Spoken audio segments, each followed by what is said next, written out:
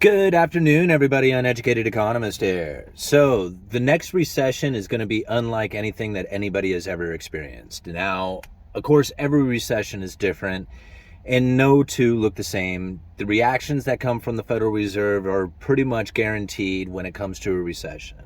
When we have a downturn in the economy, the Federal Reserve would typically want to drop interest rates around 5%. In order to get the economy stimulated again with cheaper interest rates for lending out for buying houses, cars, credit cards, whatever it is that people take out debt for to buy, that's what the Federal Reserve is looking for when they drop the Fed funds rate down. Now, the dropping of Fed funds rate at 5% is no longer an effective tool for the Federal Reserve. Their interest rates now are just around 2%. And dropping them 5% is just no longer a capability of them. They hit from 2% down to the lower bound of zero, and then they can't drop the interest rates any further than that without going into a negative territory. And there's no proven case that I have found yet where going into negative interest rates is actually an effective tool for stimulating the economy. Those nations that have done it are not doing very well right now, considering that the economy is starting to slow down around the world economy, and those nations are now struggling very, very desperately. So when it comes to interest rate manipulation, it's just not the effective tool that it once was. And when it comes to a recession, there's some pretty bad points to a recession that the people just don't like. And I'm talking like the people, like the average taxpayer, working class kind of person. The number one thing that they don't like is they lose their job. That is the most devastating thing to the average person out there, especially if you live paycheck to paycheck with no cushion.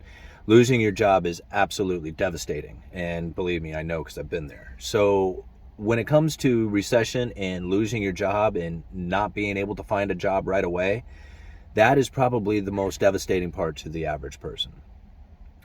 But then what also doesn't seem to fit very well as far as being something that the people are approving of is the bailouts.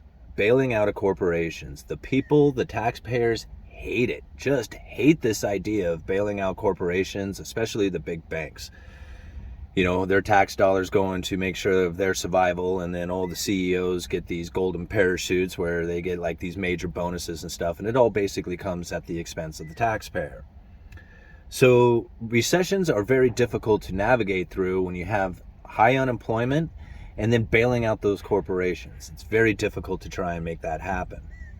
Now, something that I found interesting is that we have just recently gone through a recession. A lot of people don't even realize it, that we went through the deepest, quickest recession in history during the pandemic. But because everybody was told to stay home, they got stimulus checks, the forbearance, all that, like rent moratoriums and everything that went with it. People were not exposed to the actual pain of a recession with job losses and then having to bail out the corporations, because there was none of that taking place.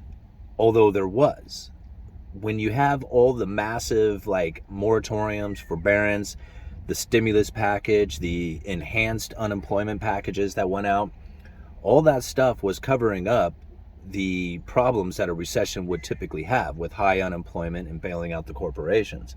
So we knew how they took care of like the people as far as their unemployment goes. They gave them the stimulus and told them not to pay rent anymore. So that took care of like the unemployment portion of the deepest recession. But then bailing out the corporations, that was a very difficult one to try and pull off. Like, how do you bail out the corporations without pissing the people off? Because that's really where, bailing out the corporations is difficult.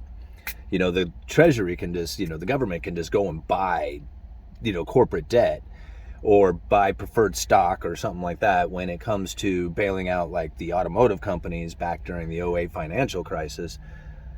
But trying to do that again when you really are in a difficult position to begin with, as far as trying to convince the people that this is a good idea, it's almost impossible to pull off unless you have like an unusual and exigent circumstance. See, we had this pandemic happening, and so the Federal Reserve, in conjunction with the Treasury, was able to set up these special purpose vehicles to bail out the corporations. Now, these special purpose vehicles, these are entities separated from the Federal Reserve and the Treasury. It's like its own little company, so to speak. They funded that, the Federal Reserve and the Treasury funded that special purpose vehicle with hundreds of billions of dollars, and then put out the narrative that they were going to be buying corporate debt. Now, we've talked about this many times. It was a credible threat. But it totally worked because the markets ran out there to try and front run the Federal Reserve and bought up a lot of this corporate debt, to the point that these corporations were then sitting on huge cash piles, like huge cash piles. So what do you do with that? Well, you buy back your own stock, you expand your company, you start doing things with this cash. And it created a lot of zombie corporations, a lot of zombie companies out there. These were companies that would never have made it through a recession or even a downturn of any kind if it wasn't for the fact that there was incredibly cheap interest rates that they could gorge on. So as this special purpose vehicle had put out the credible threat that the Federal Reserve was going to be buying into this corporate debt, buying this junk bonds, what they ended up doing was creating a situation in which the markets did that for them. All right, so they didn't have to do anything. They just sat back there and said, hey, good job, boys. The markets took care of business for us. When the markets participated in that cash purchasing of all that corporate debt, it created a situation for these corporations that didn't sit on a lot of cash pile. Well, now we have a downturn coming, and everybody is saying the same thing. We're going to have a recession. Well, what's the worst part about the recession, right? Unemployment and bailing out the corporations. Well, the corporations have already been bailed out. They're sitting on huge cash piles, and although it's dwindling, there is still a lot more cash at these corporations than there was prior to the pandemic.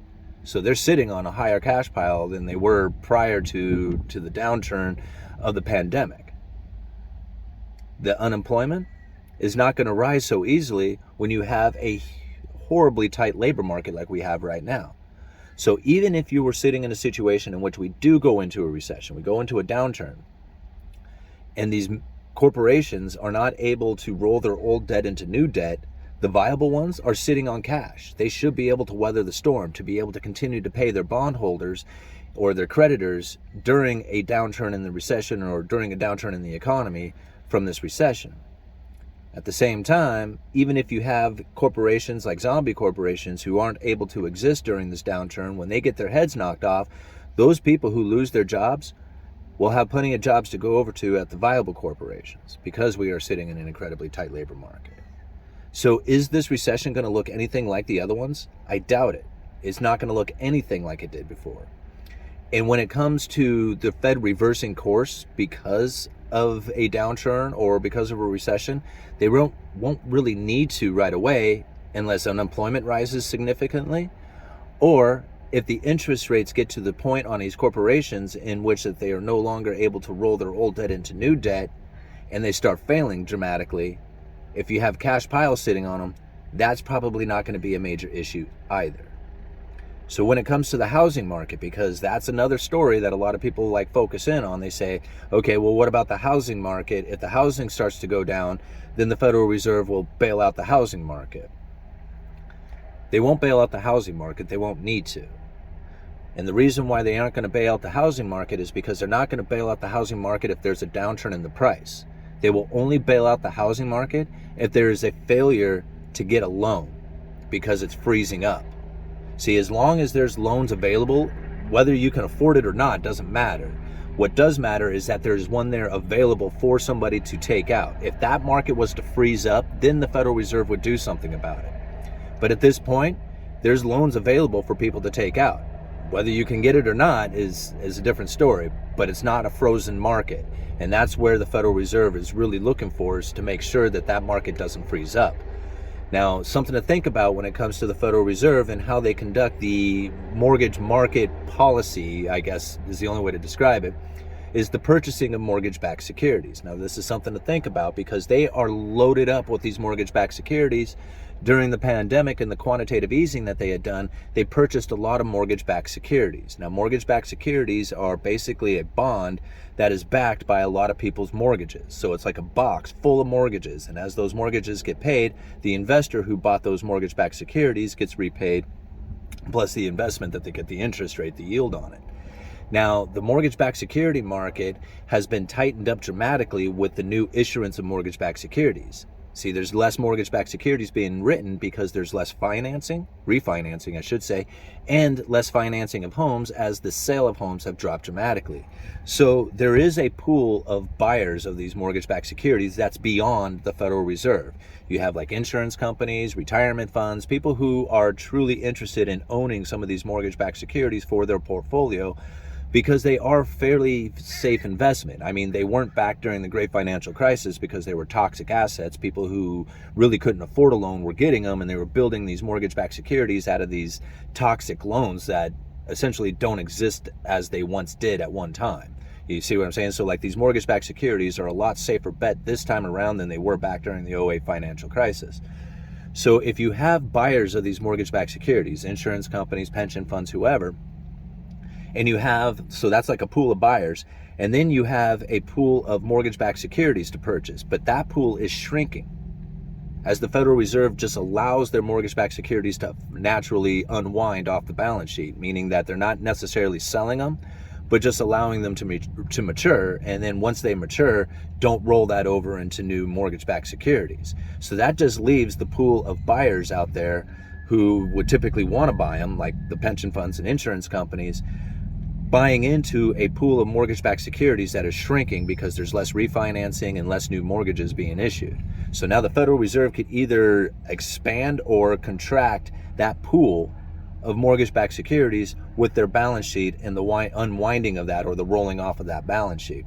So that 6.5% interest that we see, or anywhere from 6 to 7% on the 30-year mortgages, that could maintain as the Federal Reserve continues to lift the interest rates, depending on how big of that pool of buyers there are for mortgage-backed securities and how small that mortgage-backed security pool becomes with the less people buying homes and refinancing. So, is this going to be the same recession as last time? I doubt it. I think it's going to last a lot longer than what people are anticipating, until we see either one, the unemployment rise significantly, or two, we start seeing like corporations failing, like major corporations start to fail or unable to roll over their debts into new debts, or unable to pay their bondholders. So something like that going on. Uneducated Economist, you let me know.